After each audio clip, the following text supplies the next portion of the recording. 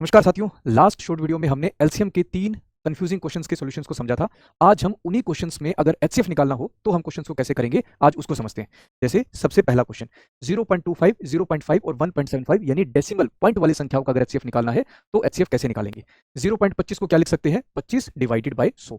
0.5 को क्या लिख सकते हैं 5 बाय 10। 1.75 को क्या लिख सकते हैं 175 डिवाइडेड बाय 100 हो जाएगा। सबसे पहले हमें डिनोमिनेटर यानी हर को हटाना है तो हर एक संख्या को 100 से गुणा कर देता हूं, दूसरी संख्या को भी 100 से और तीसरी संख्या को भी 100 से। पहली संख्या क्या हो जाएगी मेरे भाई 25, दूसरी संख्या कितनी हो जाएगी 50 और तीसरी संख्या कितनी हो जाएगी 175। अब हमें 25, 50 और 175 इन तीनों संख्याओं का एचसीएफ यानी महत्तम समानुपात निकालना है। एचसीएफ कैसे हो सकता है मेरे भाई, जो सबसे छोटी संख्या होती है एचसीएफ या तो उसके बराबर बनेगा या उससे भी छोटी संख्या होगी, उससे बड़ी संख्या नहीं होगी।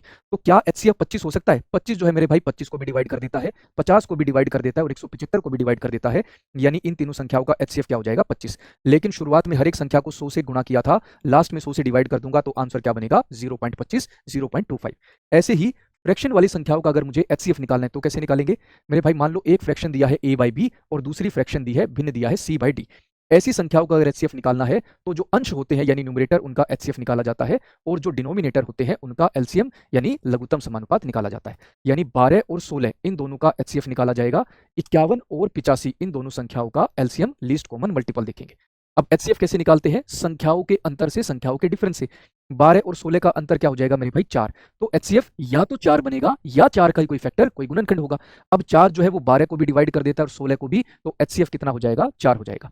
एलसीएम कैसे निकालते हैं, रेशियो मेथड से, अनुपात वाले तरीके से। तो दोनों को अनुपात पर तोड़ता हूं, 17 3 51, 17 पंजे 85। या तो 3 को 85 से या 5 को 51 से मल्टीप्लाई कर दो, एलसीएम क्या हो जाएगा 255। तो आंसर क्या बनेगा 4 बाय 255, ऑप्शन सी हमारा आंसर होगा। अगला क्वेश्चन, अब मेरे भाई इस तरीके की संख्या जहां पर आधार और उसकी घात यानी बेस और उसकी पावर दी है तो एचसीएफ कैसे निकाला जाता है। पहले बात मेरे भाई बेस यानी कि आधार कौन से लिए जाएंगे, जो कि कॉमन हो, जो कॉमन हो, सभी संख्याओं में दिखाई दे रही हो, बाकी आधार नहीं लेंगे। उसके बाद पावर यानी कि घात कौन सी ली जाती है, सबसे छोटी, उस आधार की सबसे छोटी घात को लिया जाएगा, सबसे छोटी घात को। तो अब जरा देखो मेरे भाई, आधार 7 जो है वो पहली संख्या में नहीं है, आधार 11 जो है वो दूसरी संख्या में नहीं है, लेकिन आधार पहली संख्या में भी है, 3 दूसरी तीनों संख्याओं में है और 5 भी तीनों संख्याओं में। आधार 2, 3 और 5 तीनों ही संख्याओं में नजर आ रहा है। अब 2 की सबसे छोटी पावर मेरे भाई 5, तो 2 की पावर 5 हो गया।